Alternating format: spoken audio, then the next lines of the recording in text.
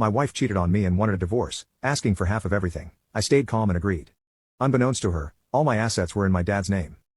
This happened a few years ago when I met Claudia. She was beautiful, charming, and captivated me with her infectious laughter. We got married quickly, maybe too fast, and for a time, everything seemed perfect, or so I thought. From the beginning, my dad had advised me to be careful with my assets.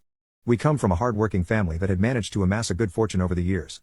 My father was always very shrewd in business and instilled in me the importance of protecting what we had built. So, following his advice, everything I had, from the house we lived in, to the cars, and the bank accounts, was in his name. All this without Claudia knowing. At first, I had no reason to distrust her. She was my wife, the woman I planned to spend the rest of my life with. But over time, things started to change. Claudia began to spend more time away from home, always with the excuse that she was busy with work or out with friends. What really raised my suspicions was when she became too interested in our finances.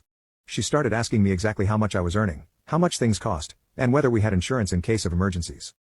One day, I decided to follow her after she told me she was going to a work meeting. It turns out that the meeting was at the most expensive restaurant in the city, but she was not alone. I saw her having dinner with another man, laughing and being much more affectionate than she had been with me in months. My heart broke into 1,000 pieces at that moment, but I didn't let anger blind me.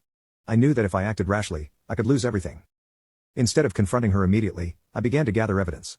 I hired a private investigator to follow Claudia and confirm my suspicions. For weeks, he sent me photos and videos of the two of them together, holding hands, kissing, and entering hotels. It was evident that Claudia was cheating on me, and the worst part was that she didn't seem to care whether I found out or not. Finally, the day came that would change everything. One night, when I came back from work, Claudia was waiting for me in the living room. She had that cold, calculating look that I had already learned to recognize. She told me she was no longer happy in our marriage, that she had met someone else, and that she wanted a divorce. But not only that, she also wanted half of everything. I remember how my stomach turned when she said that. I knew she wasn't asking out of necessity, but out of greed and spite. She was convinced that she would take a large part of my money and properties, believing they belonged to her.